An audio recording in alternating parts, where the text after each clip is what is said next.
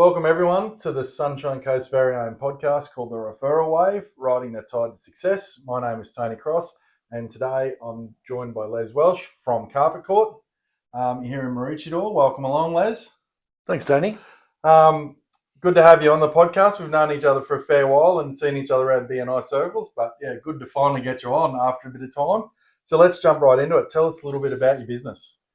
Thanks, Tony. I represent Suncoast Carpet Court just down the road here in Maroochydore, and we're a locally owned, family-operated business here on the coast for over 10 years.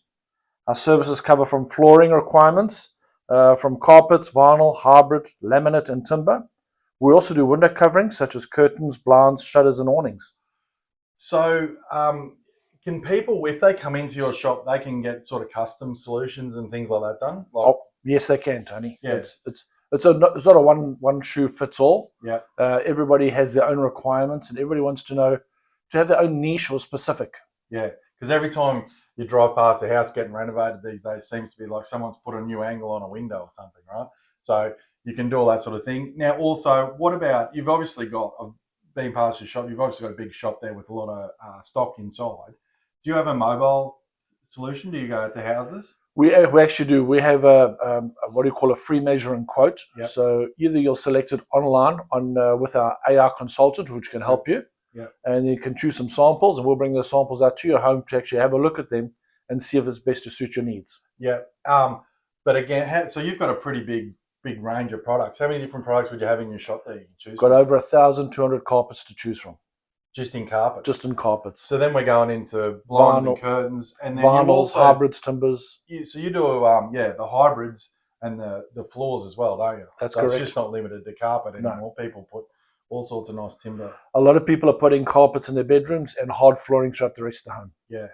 What's most popular? Is the hard flooring the most popular?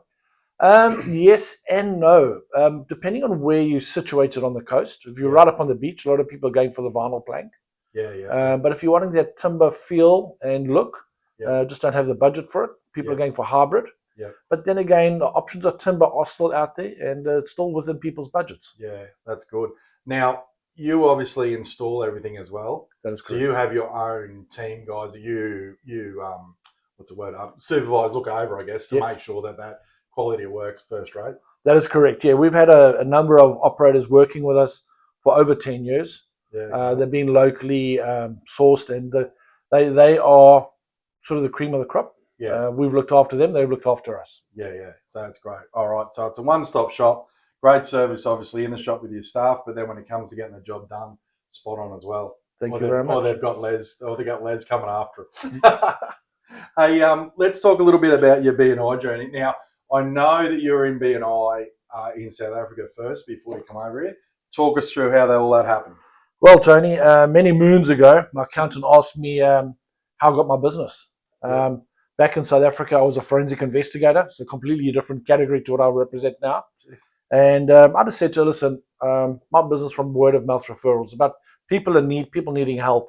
Yeah. And we started discussing. She said, I've got a bunch of friends that we do word of mouth referrals with. We're meeting on Wednesday. Do you want to come around? And I didn't know it was a visitor's day. So I arrived at this room. There was probably about 30 or 40 people in the room. There was a lot of buzz. It was carrying on. I was going crazy. 2 weeks later, I was a member. I just joined up straight away. I said, sign me up. I want to be part of this. Yeah. But it took me time to understand what BNI was about. Yeah. Being a forensic investigator, people don't just pass referrals. They want to know who you are. They want to understand what you do and what your morals and ethics are. Just to expect somebody to give you something is not going to happen. Yeah. So it took me a while to build up trust and relationships. Yeah. But then when I came over to Australia and I settled here at home, and we had the retail business, I said it's a no-brainer. Yeah. BNI has been a tried and tested referral wave for me. And so when we got into Carpet Court, I said BNI should be my first port of call. And I was very fortunate when I got onto the coast. BNI Platinum was still in its fledgling stage. Yeah. So I'm one of the founder members of BNI Platinum. Yeah, fantastic. So how long have you been in BNI for? If you take both countries into... Probably 22 years. Yeah. So one of the one of the longest members on the coast. I think there's Neil and Stuart. There's a couple of us. They've been around they're in the 20s, aren't they? Yeah, There's about 4 or 5 years that are in the 20s. That's correct. Yeah. Yeah, fantastic. Yeah, it's such a good story, and it just goes to show as well how BNI just transfers itself around the globe. So there is, I mean, we get told that it's the same system, all over the world. So from your experience, didn't change. Obviously, the culture and things change. But I've been very fortunate. I've been to a BNI meeting in Germany where everybody was talking German. Didn't know what was being said, but I know the 20-point agenda, so I knew exactly where we were in the meeting. Yeah. Picked up a little bit here and there for a little bit of Afrikaans factored in and helped it out. I've been to a meeting in Ireland. I've been to a meeting in Kenya. So, BNI, the 20-point agendas worldwide, it's tried and tested. Been around for more than 40 years. Yeah. Don't break what's not broken. Yeah, I know. We've had some discussions on that in the past, and both steadfastly agree on that. Can you tell us a little bit about how you use BNI to enhance your networking and how you use this to gain referrals in your business? Yeah, once again, BNI is a philosophy giver's gain. Yep. It's the law of reciprocity. It's very basic. It's very similar. So when you start to think about how can I help you? Yep. More important, instead of everybody gets out there and says, what's in it for me? But you've got to change your mindset and turn around to the people in the room that you're sitting with. So how can I help you? Because you can only measure your true wealth or worth if you see how many other people you've assisted in their businesses and they've grown their businesses to a very successful institution. Yeah. Yeah. So it's all about how can I help you? Yeah, and I mean, I've seen it in my short time. You've obviously seen it heaps in yours. You do get those people in that join that just think it's just going to come at them tenfold. Okay, maybe if you're an electrician or something, that might happen. We've talked about it on this podcast before, but for 80-90% of the people, it is a slow burn, and you have to get that trust of other people and help them, solve their problems as well. Well, it's not all just about getting referrals. It's about building yourself. It's about building your business, putting morals and ethics into your own business strategy. Yeah. And sitting around a room with a bunch of other business professionals, it's my boardroom meeting. Yeah. I go to have a boardroom meeting with my board once a week to find out what's happening on the coast, what's taking place, what's the better way of doing business. Yeah. Yeah, it's funny. People say to me and go, "What? Because ours is Thursday morning." It's like, what? It's every Thursday morning, and I'm like, yeah. It's the start. It's the start and end of my week. So I go down there Thursday morning. I ride off normally till 10 o'clock.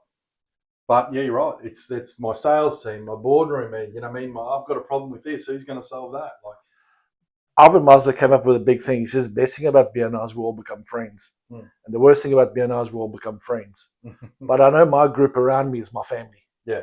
And we work together. We help each other. When somebody goes down, we'll turn and say, let's jump out. Let's give that person a leg up today, and let's help them out. Yeah, let's get into that. Yeah, no, great philosophy.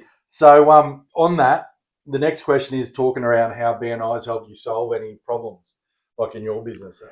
Talk us around that. I had a gentleman give me an analogy a while back, is that he talks about BNI as being his toolbox. Yep. So to me, BNI is like a tradie's toolbox. And every time I come across an individual, I put a label on them. You're my hammer. You're my saw, you're my pliers. And so when I get out to the workplace and people ask me a question, do you know this or do you know that? Hold on a second, I've got this here. And the one customer actually turned around and said to me, why do you call it a toolbox? Should be called a treasure trove. Yeah. Because you've got all these people that you can just pull out and share them around. And I said, well, that's what it's all about. If we don't share, what's the use of being around? Yeah, no, you're 100% right. I call it my own personal Google. And you become that person. People ring and go, and a lot of people that I know that aren't in BNI that know I'm in BNI, they don't remember it as BNI. They go, oh, what's that? That networking thing you're in? Have you got a dude that does that? You know what I mean? Exactly, Tony. And the beauty of that is that you become that go-to person. Yeah. So everybody phones you first. So if a customer's looking for somebody else, you get that call first. Yeah. Go and speak to them. That's the way to do it. Hey, look, given your journey, when it comes to your success in BNI, have you got any standout stories? Well, I think personally myself, inviting visitors is a big threshold. And some of my team members are the same with them. Yeah. But I want to tell everybody, my best referral came from a visitor that never ever joined BNI. Mm. So they came for one meeting, they sat around there, they looked around the room, they took notice of who was there. And about 3 weeks after that meeting, that person phoned me up and said, listen, I have this specific problem. Could you solve it? Mm-hmm. And I went through and sorted it out. Yeah. That just took on another whole dimension of my business, and it rolled on. So I'm a firm believer of telling everybody, just invite people. Don't think or second guess them. Let them make a decision for themselves. Because at the end of the day, they're either going to join, they're not going to join. But if they use 2 people around the room in the next 6 months, that was well worth inviting that individual. Yeah, it's you can't get it clear enough to people that inviting a visitor isn't first off about getting them to join. Right? If they join, they join. You're not going to twist someone's arm, and if you do twist someone's arm into joining, chances are they're going to bail in 12 months' time anyway. That was the reason why I joined. My accountant stood behind me and said, "You can afford this." Okay, so you can twist your arm a bit, but the visitors are there to soak up the services in the room. Hence the importance of having the trade sheet. Yeah. Your visitors walking out the door. Have you got your trade sheet? And we've had the same in our chapter. People that have been invited as visitors use 3 and 4 people in the room. We had a surgeon attend once that swapped his whole medical business, houses, investments, everything over to the banker in the group because the week before he'd had a blue with his bank manager. Great. So, it's just get them along and let them see the services that we've got on offer, isn't it? So that's good. Hey, given your journey to date, I don't know, we've been giving out a fair bit of advice, but what's the one bit of advice that if you had to narrow it down, you want to give it? Don't make assumptions. Yep. Don't be open-minded. Always listen to what's being spoken. But think of BNI as a gym membership. You go to gym, you don't know what the different weights are supposed to be there. You've got a consultant that'll come over and help you out, show you to do this week and that next week and carry on.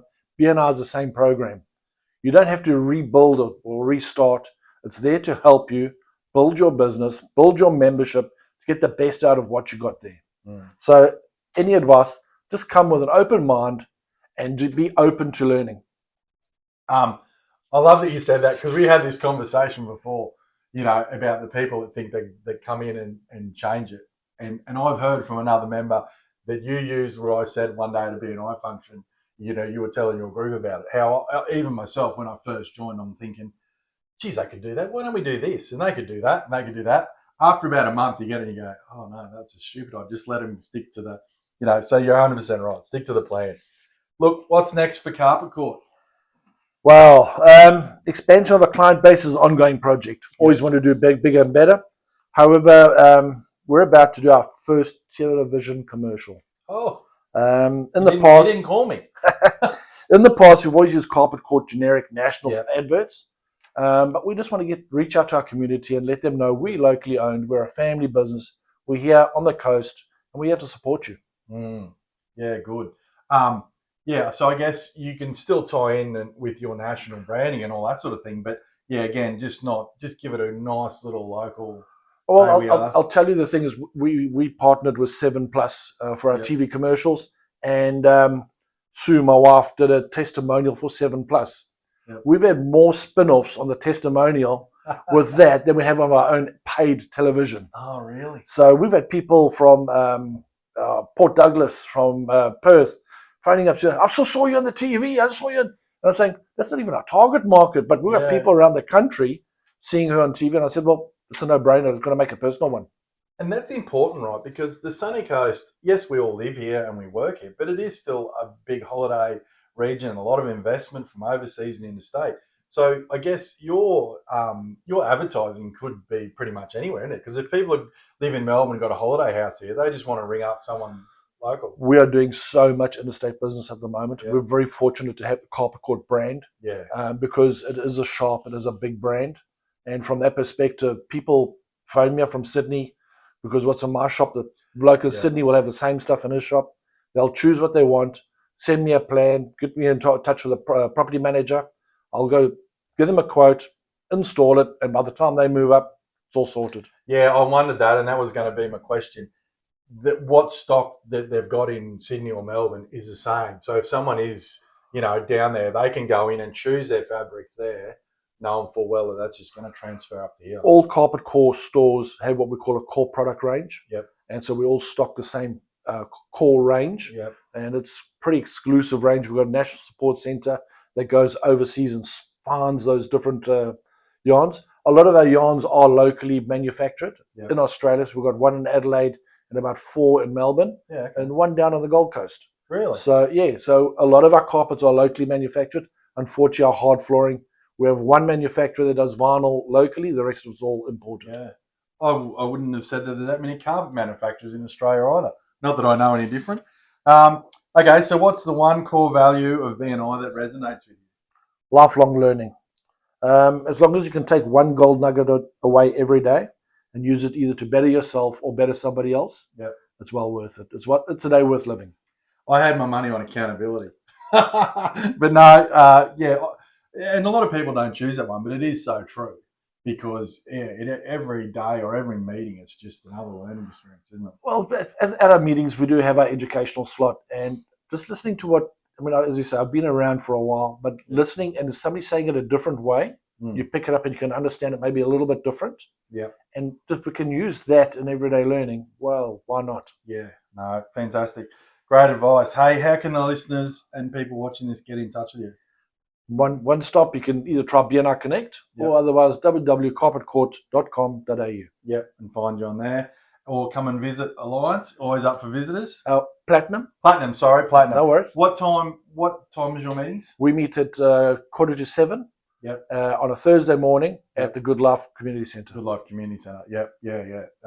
And we've still got to do that swap roles because ours is at the same time. So we've still got to swap one day. I'll come visit your chapter and you come visit mine. I'll come and do that one. Yeah. No, Les, it's been fantastic. Thanks very much for being on. And yeah, it's all the success in the future. And yeah, it's great listening to your stories and how long you've been around. We could talk for hours, but we'll have a follow-up one another day, eh? Definitely. Thanks, Tony. Thanks very much. Thanks, folks.